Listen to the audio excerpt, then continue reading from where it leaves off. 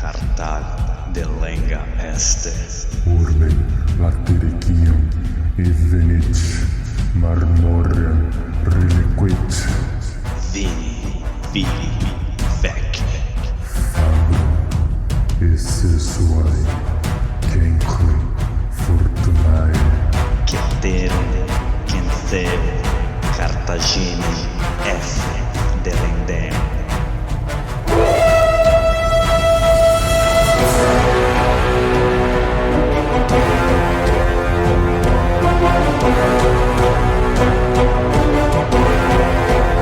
Alô amigos, alô galera, estamos de volta para o 49º episódio do podcast Roma Nua e Crua.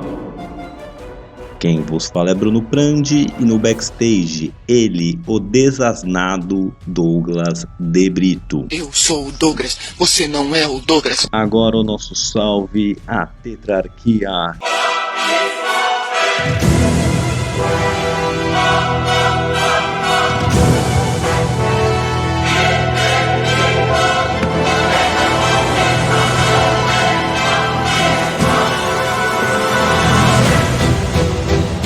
Imperador Maximus Nicolas Prandi, nossos imperadores Lucas Prandi e César Casolaro, e o nosso príncipe, o nosso primeiro senador, Diogo Oliveira. Só aproveitar o gancho e pedir para todos, quem puder contribuir com a gente tem o Padrim na descrição do episódio. Quem não puder contribuir com o Padrim, deixa recado nas mídias sociais, conta para os amigos, deixa comentário e avaliação nos agregadores. E sem mais delongas, vamos recapitular. No episódio passado, conhecemos Caio Mário, um líder popular de origem plebeia que sobe nos rankings, consegue chegar a cônsul com muito mérito e com muita ambição. Ele chega a ser cônsul, ele consegue resolver a guerra jugurtina, que até então ninguém conseguia resolver, e ele vai reformar os exércitos romanos e também dar fim nessa guerra químbria que veremos hoje. Mas, apesar do episódio passado ele já ter feito muito, é aqui que ele vai fazer seu nome de verdade. Então, partiremos para o episódio de hoje.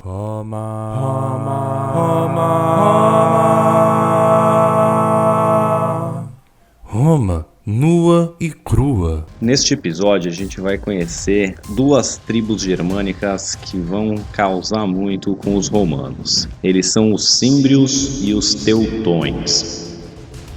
E por que eles vão ser o primeiro embate militar entre romanos e germânicos? Mas quem eram esses povos e o que os leva a desafiar a supremacia romana? Não sei. Bom, para quem já vem acompanhando nossos episódios, sabe que desde 146 a.C., né, com a queda de Cartago, com a anexação total da Grécia, com o fim de qualquer resistência, os romanos são os reis do Mediterrâneo, do mundo civilizado, e eles não têm mais nenhuma potência que possa fazer frente a eles. Eles continuam um processo de expansão, tanto na Península Ibérica, ali no território da Espanha, e também nas regiões gaulesas ali, que tocam no Mediterrâneo principalmente, para ligar essa região da Espanha até a Itália. Essas guerras são brutais em todos os sentidos, porém não são guerras com ameaças existenciais aos romanos.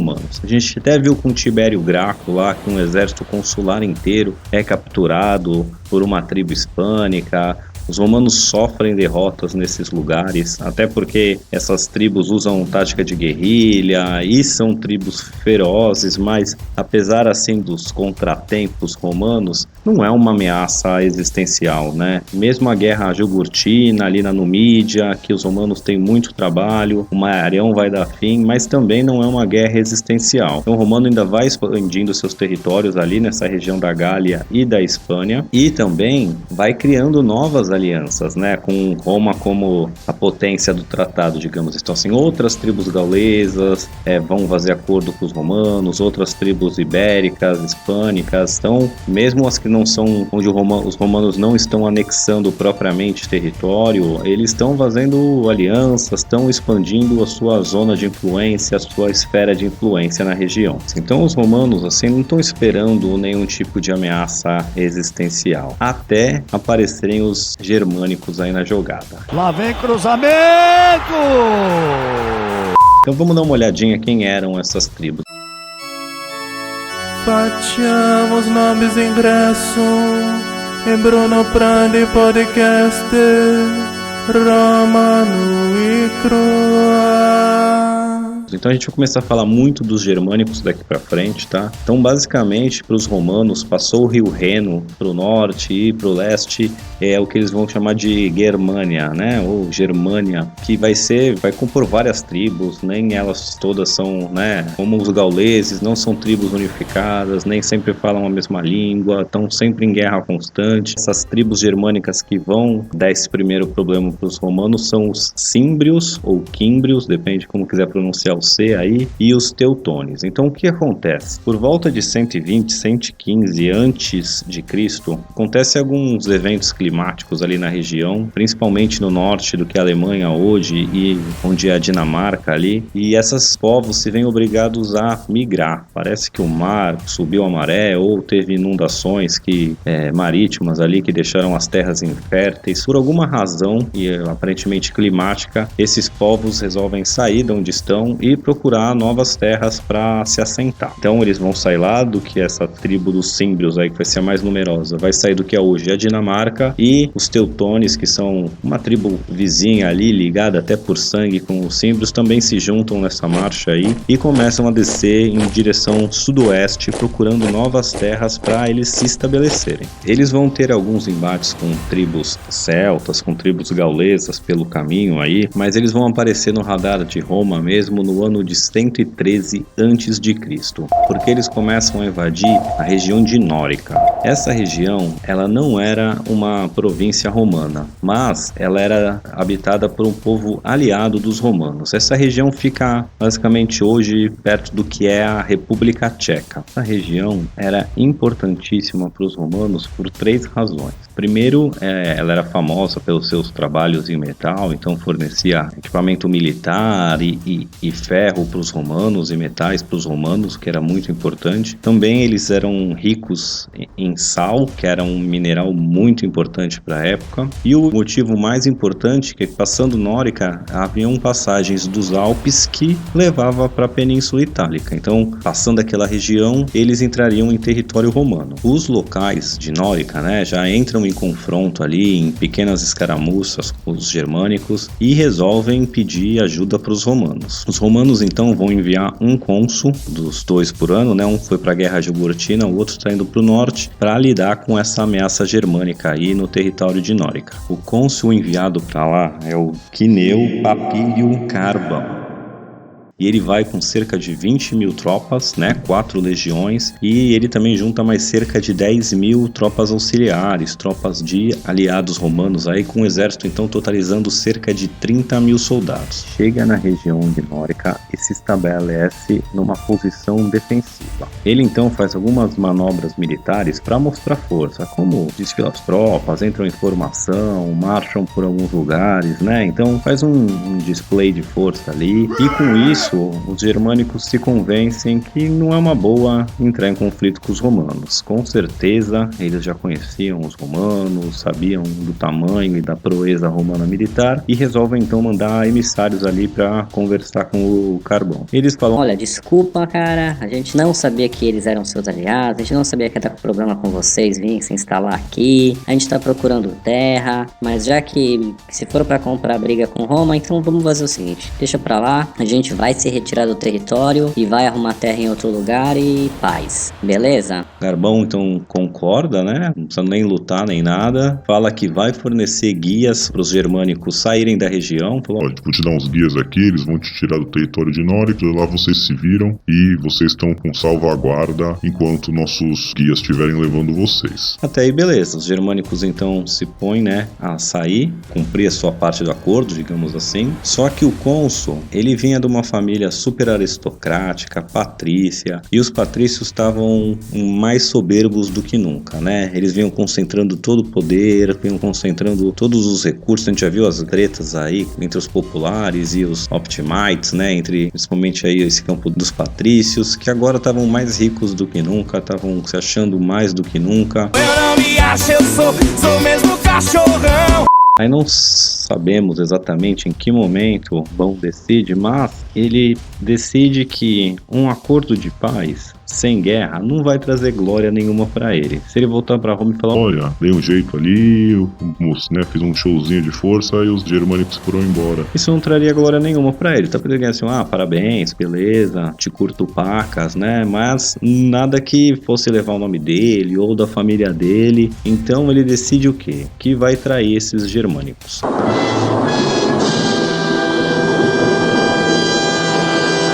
Ele fala para os guias que ele ia fornecer para, ao invés de tirarem os germânicos do território, levar ele para um território específico, para um lugar específico ali, onde eles iam poder encurralar esses germânicos e matar. Então, enquanto os guias saem com esses germânicos e estão indo, né, levando eles por um caminho longo para um lugar onde possam ser encurralados pelos romanos, os romanos pegam um atalho, conheciam a região já, e vão lá meio que encurralar esses germânicos e atacá-los, né, depois de descumprir a sua parte do acordo. Porém, algo dá errado. Em algum momento, não se sabe se os guias romanos que acabam desertando e falando para os germânicos o plano do Garbão, ou se os germânicos usam seus próprios batedores, né, para avaliar a área e acabam descobrindo que os romanos não estão cumprindo com o que prometeram, né? Isso deixa os germânicos enfurecidos, porque assim, sua palavra tinha que valer, né? O cara fez um acordo ali e uma traição dessa era muito desleal, muita safadeza. E esses germânicos então enfurecidos decidem então eles atacarem os romanos enquanto eles ainda estão desprevenidos, indo lá, né?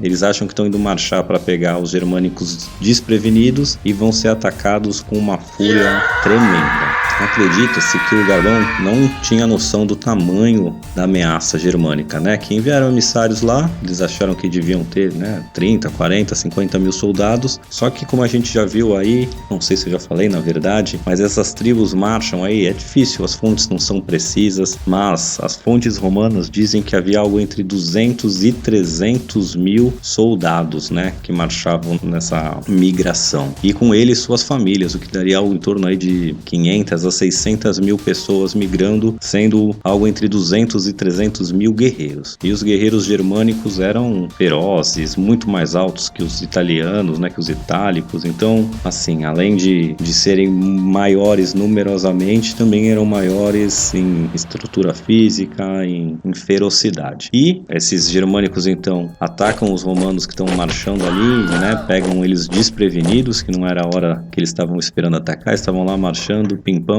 achando que iam encurralar os germânicos, e são eles atacados e não são completamente aniquilados, que dessas 30 mil tropas vão sobrar 6 mil. E só vão sobrar 6 mil porque no decorrer da batalha ali, do decorrer da matança, começa uma baita tempestade, cai um baita raio ali perto, aquele trovão estridente, e os germânicos veem isso como um sinal divino, um sinal que eles devem parar. Então depois desse evento, desse raio aí, desse fenômeno da natureza, eles param de atacar os romanos e com isso sobram aí cerca de 6 mil que voltam para Roma mancando, desesperados. O cônsul Garbão chega vivo, mas o Senado romano vai tirar o cargo de cônsul dele, vai exilar ele da cidade, ele vai ser condenado por conduzir mal o exército, vai ter que sair da cidade. Então, assim, para ele deu super ruim. Outra coisa é que quando esses sobreviventes chegam em Roma, aí bate o pânico. Por quê? Primeiro porque agora eles sabem quem são os germânicos, né? E a ferocidade, o tamanho dos caras mesmo, né? Eles vão ser descritos como pessoas super altas, super fortes, né? Cabelos longos, olhos azuis, aquelas coisas todas. Só porque ele é lindo, loiro e forte, tem dinheiro e um esconde.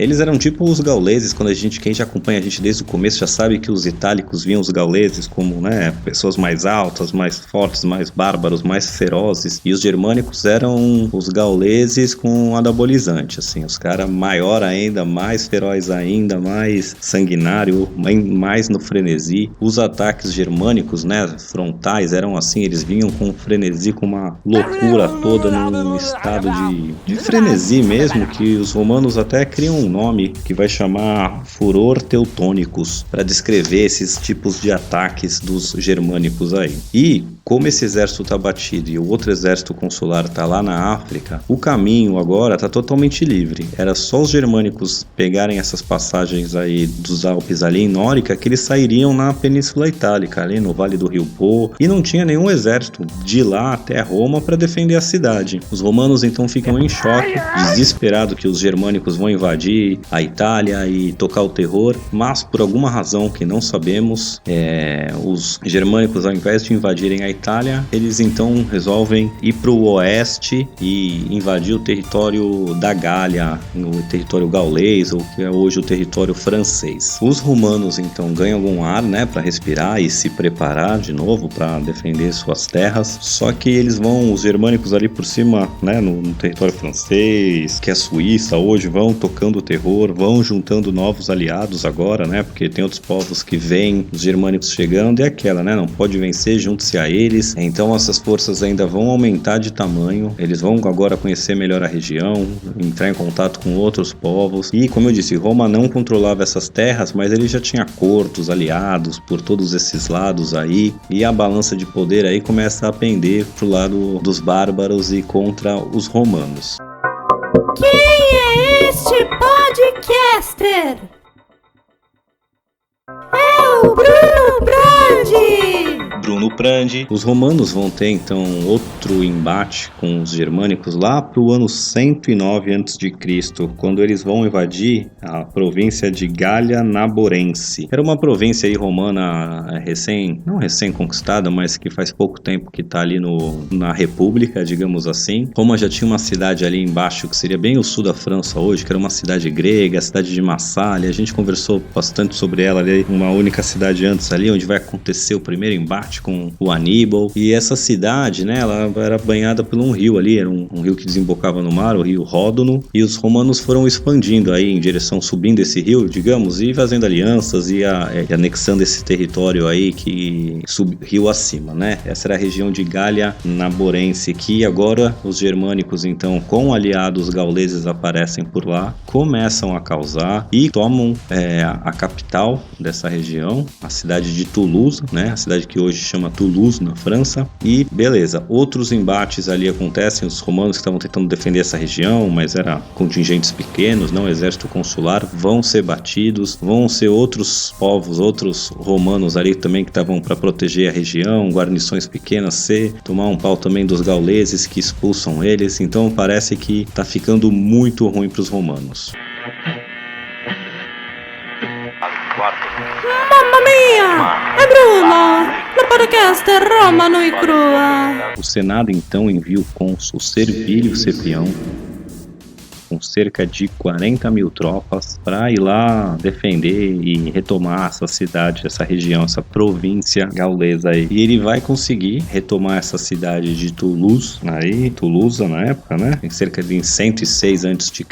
E ele consegue ali tomar a cidade, mas ele sabe que os germânicos estão pela área e logo vão reaparecer. Então ele monta ali o seu acampamento, seu exército numa posição super defendida ali para esperar o ataque. Só que o ataque ainda não chega. Vira o ano, novos cônsules são eleitos, como sempre, e um novo cônsul vai ser enviado para a região. O nome era Málio Máximo. e ele era um novus homo, ou seja, ele vinha de origem plebeia e ele era o primeiro cônsul da sua família. Então era a elite meio que odiava isso, né? E a gente viu o Servilio Cepião, ele era também super aristocrático, das famílias fundadoras de Roma, então ele odiava, tinha aquela soberba patrícia que estava lá nas alturas. E quando esse cônsul chega, era para eles juntarem as tropas, né? E o Malio Máximo, que era o cônsul, ter o comando geral dessas tropas todas. O cônsul do ano anterior, que agora é pró-cônsul dessa Gália Naverensis aí, Servilio Cepião, ele não aceita de maneira nenhuma unir suas tropas ou ficar sob o comando de um plebeu, de um novus homo. Então primeiro ele se nega a se unir a ele, e quando então os germânicos reaparecem, eles vão montar acampamento, né? O Malio Máximo monta um acampamento ali perto de onde estão os centuriões para ficar de olho. O Servilio Cepião também monta, só que ele monta na outra margem do rio e se nega a juntar suas tropas, o cônsul plebeu, né? De maneira alguma. Tem que o Senado enviar uma ordem direta por escrito para ele só mudar de lado pro rio e chegar para juntar as forças, né? A ordem era para juntar as forças com o cônsul do ano, o cônsul plebeu, mas ele se nega, ele até com a ordem do Senado, ele muda o seu acampamento para a margem do rio, quita o cônsul, mas ele faz um acampamento separado e ele se nega a ficar sob o comando desse cônsul que é plebeu. Então ele quer ter o comando ali das suas tropas, tá perto do cônsul, mas não fica sob o seu comando como ele deveria ter feito. As forças romanas, né, agora já sabendo o tamanho da ameaça germânica, já tendo perdido aí 2, 3 batalhas, já perdido mais de 50 mil soldados, a ameaça era super levada a sério, tanto que o Servilio Cepião já estava aí com cerca de 50 a 60 mil tropas, e o cônsul Manlio Máximo chega aí com mais 50 a 60 mil tropas. Então os romanos reuniram o maior exército até então, mais que a Batalha de Canas na Segunda Guerra Púnica, porque só de romanos ali tinham 80 mil e, segundo as fontes, tinham mais cerca de 40 mil tropas auxiliares, aí totalizando cerca de 120 mil tropas, cada um com mais ou menos 60 mil, né? O procônsul e o cônsul. E os germânicos, como eu disse, eles numeravam, segundo as fontes, cerca de 300 mil soldados, e já tinham juntado agora outras tribos gaulesas, então estava uma força maior ainda. Era imprescindível para os romanos ficarem juntos, manter suas tropas alinhadas, né, sob um comando só que o patrício, como a gente viu, não queria brincar, não queria servir um mero plebeu, um mero novus homos aí. Não se junte com essa gentalha! Os germânicos vão enviar outra comitiva para falar com o cônsul, né? E vão mandar lá para o acampamento do plebeu, que é o cônsul, quem realmente tem autoridade, fala em nome da República Romana naquele ano. Ele vai tentar fazer um acordo pedindo para os romanos só terra. A gente só quer assentar num lugar, dá terra pra gente, a gente vai proteger as suas fronteiras, fazer algo como Nórica, né? Não precisa ficar dentro do território itálico, me deixa aqui dominar um pedaço da Gália, me ajuda, eu me instalo aqui, protejo as fronteiras romanas e ainda vocês podem, né, usar, a gente vai mandar soldados para vocês todo ano, vocês vão usar nossas espadas para lutar as suas guerras, né? Tenta falar, cara, me dá uma terra que eu defendo o seu território, né, a sua fronteira, e ainda mando soldado para vocês sempre que precisar. Só que os romanos não aceitam, né? Vai ter que ser na treta. E enquanto tá rolando essa negociação, digamos assim, o Servilio Cepião, o nobre, o patrício metido a besta, ele acha que o cara tá negociando, ele que vai ficar com a glória, ele manda uns batedores, um pessoal ir lá, como eu posso dizer, e inspecionar o acampamento germânico, colher mais informações das defesas, do tamanho do exército e fazer o que batedor faz, né? Só que esses batedores vão ser capturados, levados ao rei ali dos germânicos e executados, né? O que deixa o Servilio Cepião muito pé da vida, né? E ele então resolve que vai ter que dar uma lição nesses bárbaros e sai do seu acampamento completamente apressado, completamente sem nenhum tipo de estratégia ou planejamento, sai na pressa total, primeiro para vingar esses batedores e segundo porque ele acha que se ele não sair agora, o Servilio ou vai fazer um acordo ou vai, né, entrar em combate e possivelmente vencer, e a glória vai para uma família nova, vai para um plebeu, ao invés de chegar nele, no patrício que pode traçar sua linhagem lá, quase para Roma, os fundadores da cidade. Então ele sai completamente desmiolado, completamente sem nenhum tipo de planejamento e vai partir para um ataque frontal contra os gauleses. Aí era a cagada maior que alguém podia fazer. Por quê? Porque os germânicos eram muito maiores, um rigor físico bem maior, e o que eles faziam é isso, eram ataques frontais que nem num frenesi, no furor teutônicos deles, que conseguia quebrar ali as linhas romanas, e os romanos tentaram usar a tática dos germânicos contra os germânicos, né? Ou seja, o jeito dos romanos ganhar é usar sua disciplina, é cansar os germânicos, é contra-atacar, não querer bater força com força, sendo que seu exército é menor e seus soldados são de menor força também. Então, ele consegue levar o seu exército inteiro para o suicídio, que é, né, essa burrice só pode ser considerada quase um suicídio, achando que ia conseguir glória, achando que, né, não pode deixar, não quer se unir ao outro cônsul para o outro cônsul ser plebeu, não quer que o outro fique com glória, então ele tenta resolver tudo sozinho e acaba tendo seu exército completamente destruído. Os exércitos, como eu disse, os acampamentos não estavam ligados, então assim, não se sabe exatamente quanto que o Malio Máximo, o cônsul do ano, o plebeu que tinha sido eleito, fica sabendo do que o outro imbecil tinha feito. Mas os germânicos, uma vez que são atacados, aniquilam o exército aí do Servilio Cepião e depois vão diretamente atacar o outro exército, né, que tá com o cônsul, com o Malio Máximo. Eles são atacados sem estarem preparados também, né, aparentemente ele ainda estava pensando que estava em negociação, nem sabia desses ocorridos todos, e o exército não está preparado quando é atacado, tenta ir para uma posição, manobrar, porém eles estão de costas para o rio, não tem como manobrar e eles também vão ser completamente exterminados. Então as baixas romanas aí vão ser algo entre 80 e 120 mil baixas, mais do que a Batalha de Canas. Foi um desastre completo. E de novo o caminho para Roma está completamente aberto e os romanos completamente em choque. Isso ocorre no ano 105 a.C.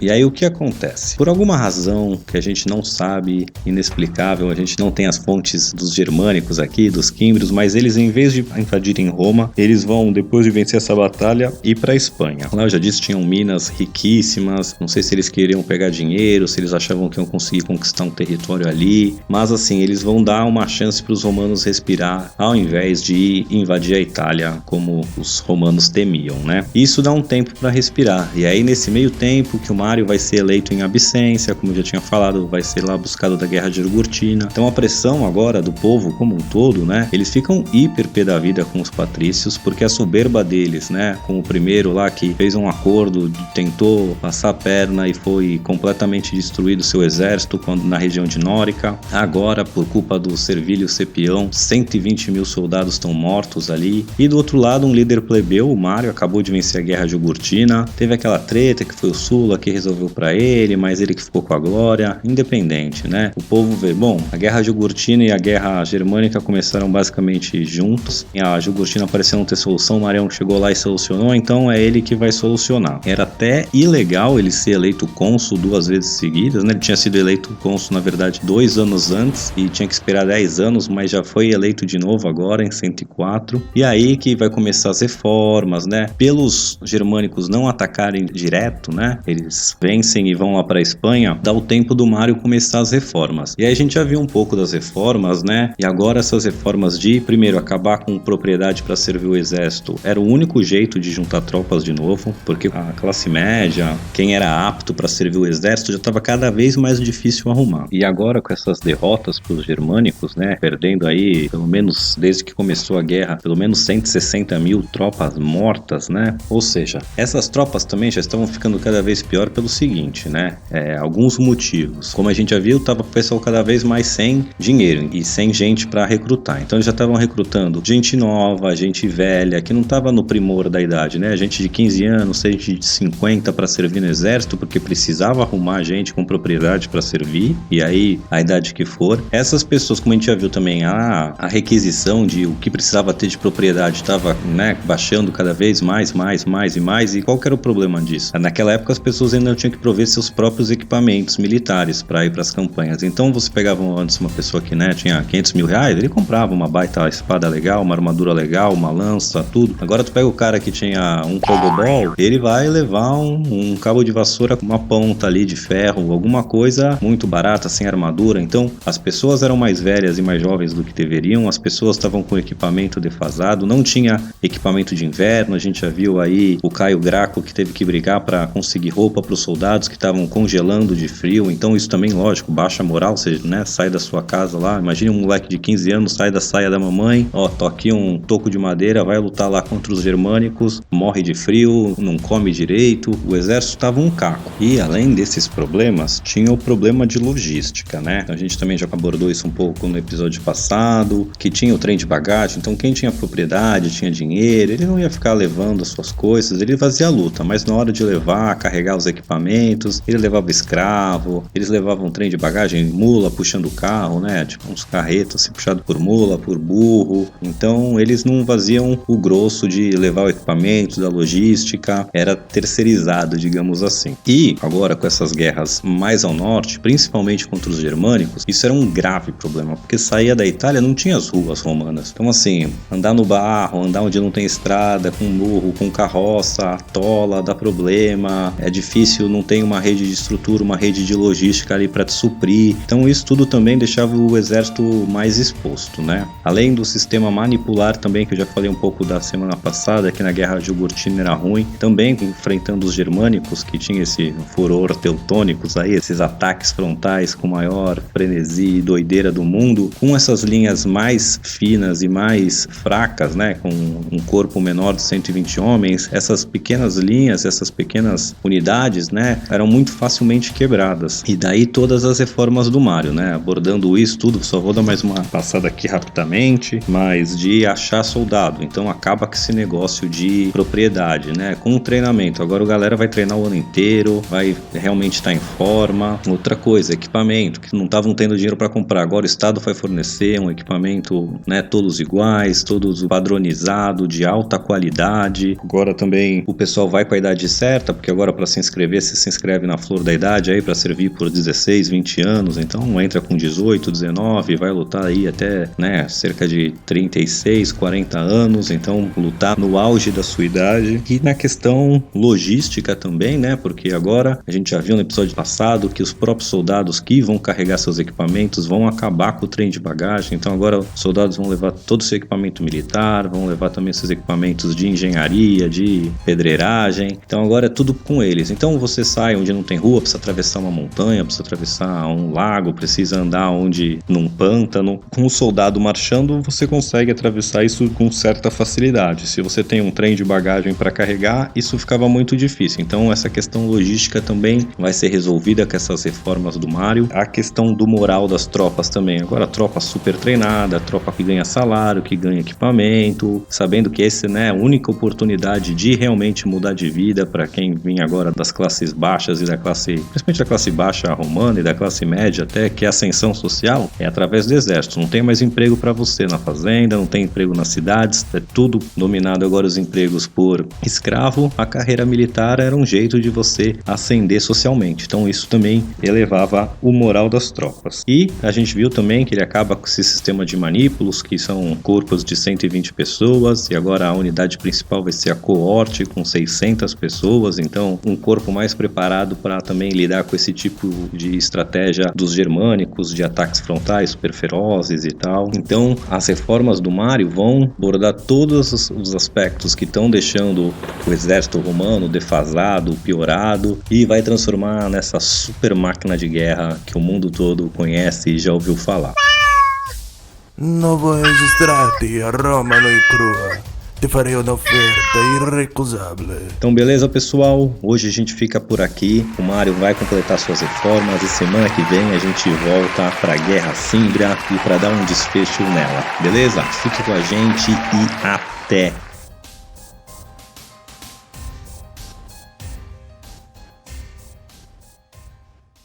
Alô amigos, alô galera, só lembrando que ainda tá muito fácil de participar do nosso seleto grupo de apoiadores carinhosamente apelidados de Tetrarquia. Você que gostaria de contribuir com este humilde podcast, por favor entre no link que está na descrição para visitar a nossa página do Padrim. Lá contém todas as informações necessárias e você poderá deixar seu nome registrado para sempre na história da educação brasileira. Vem!